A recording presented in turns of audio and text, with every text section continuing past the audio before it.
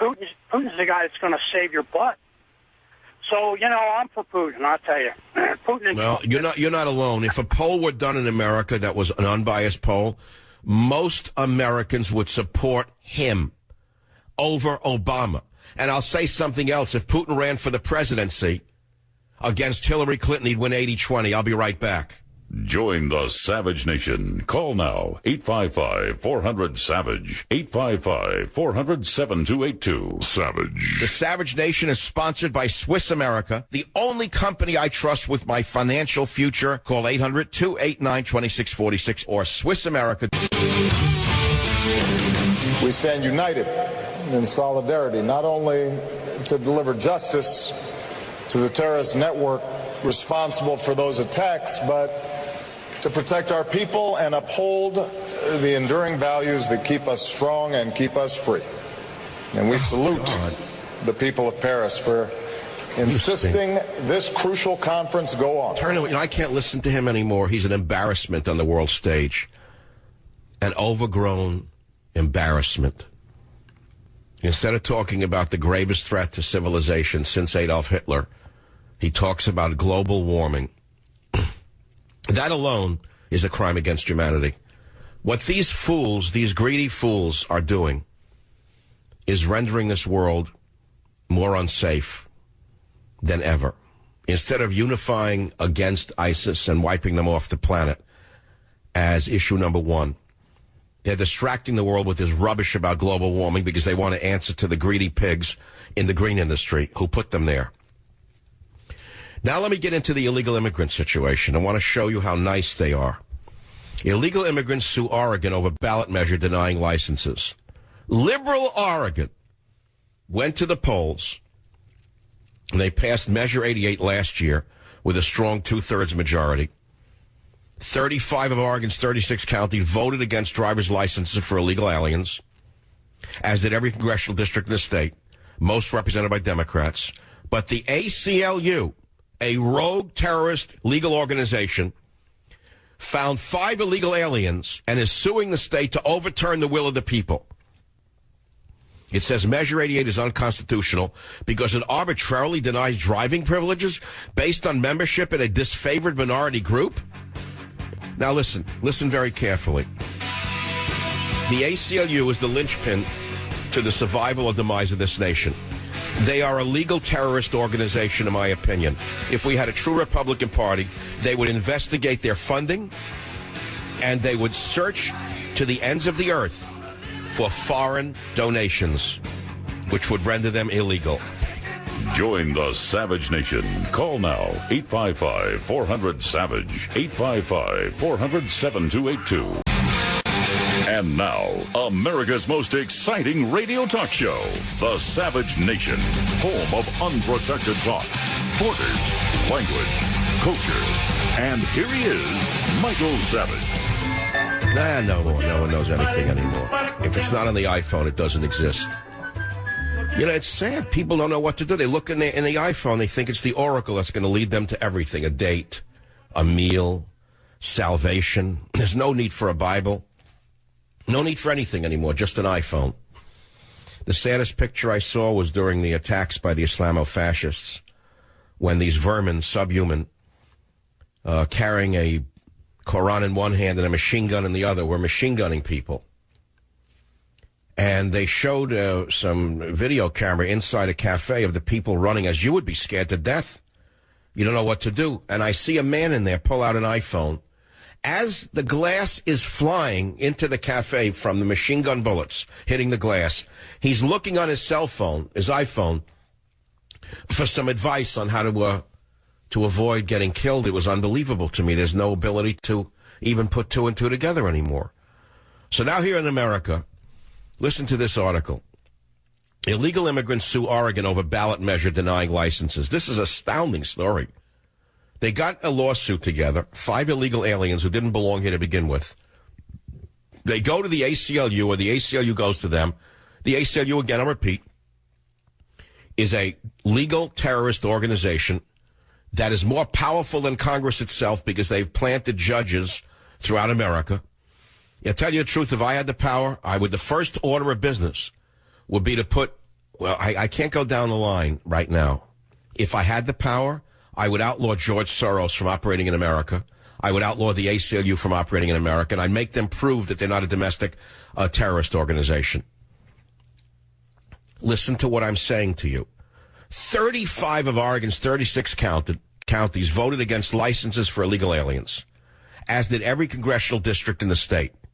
And almost every district in that state is represented by Democrats.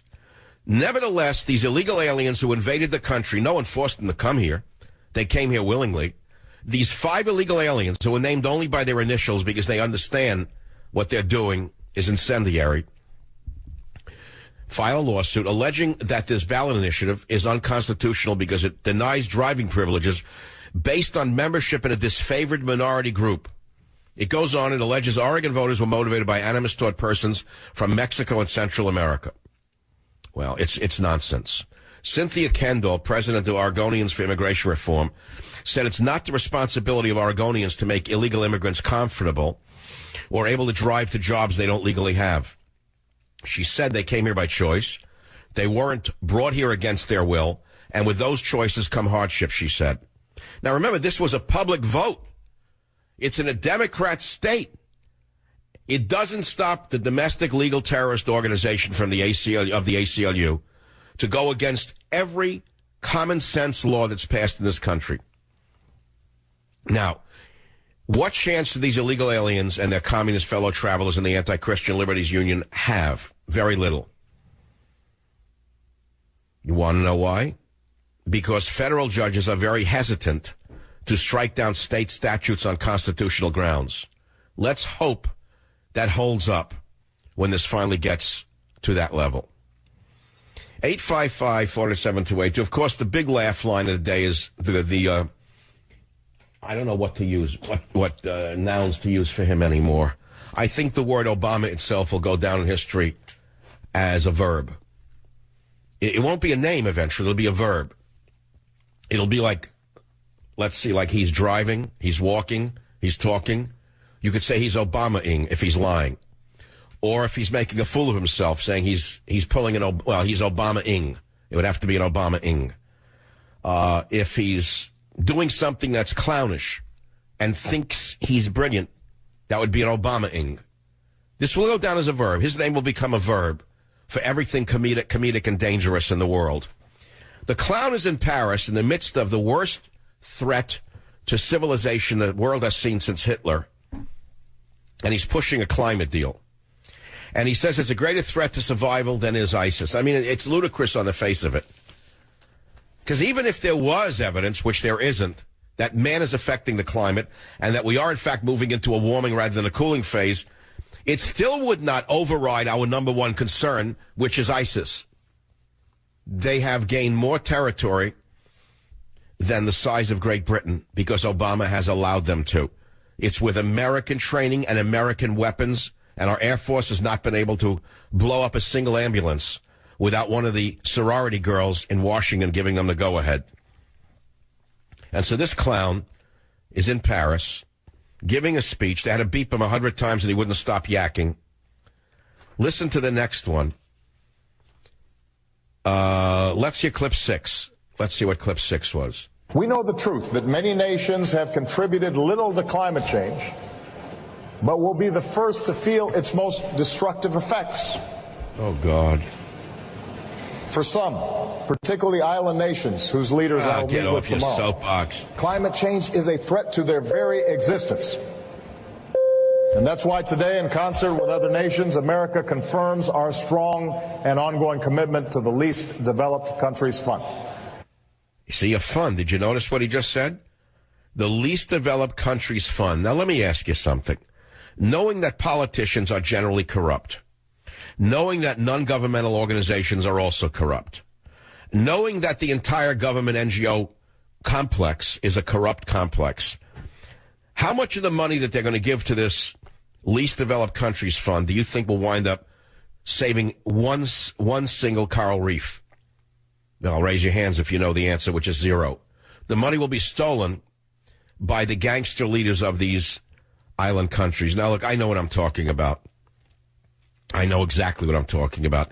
Not only from the point of view of climate science, but from the point of view of who runs these so-called island nations. I mean, you want to talk about tribes. It's like tribalism. That's all it is. It's whoever's the strongest man winds up running the country. They're not known as the smartest men. So there's a vendetta against fossil fuels.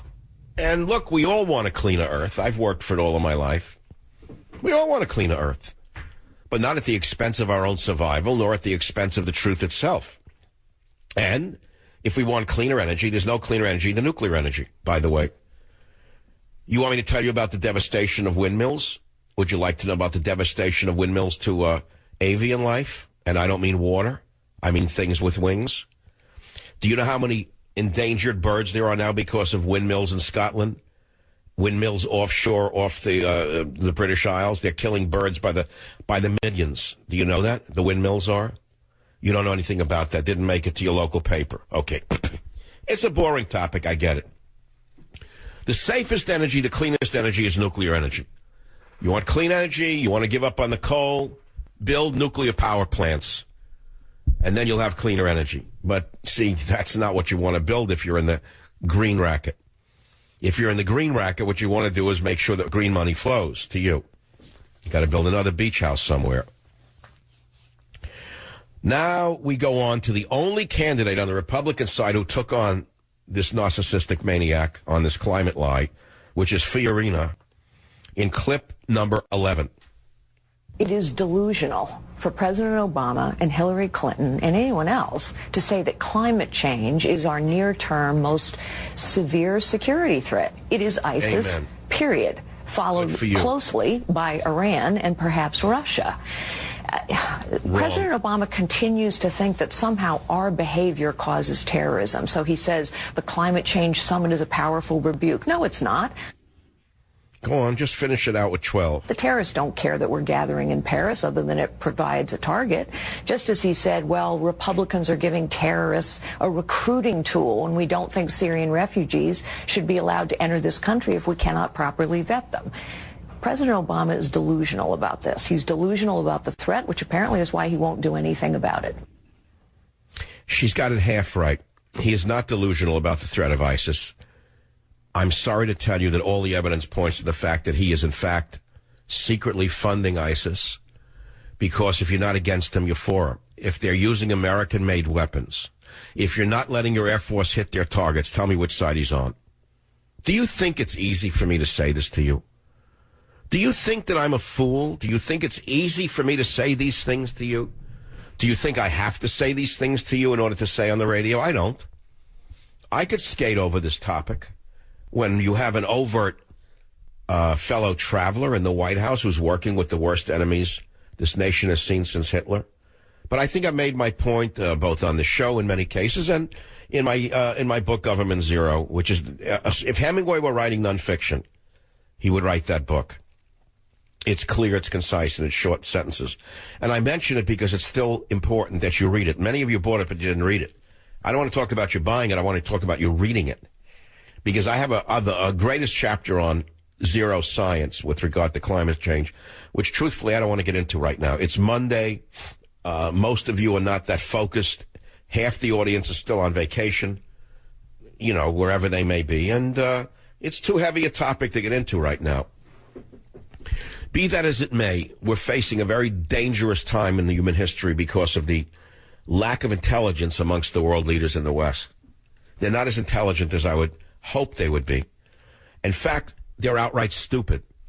How do you have a woman like Angela Merkel invading her own nation with Syrian refugees when every poll in her own nation shows that the people don't want the Syrian refugees?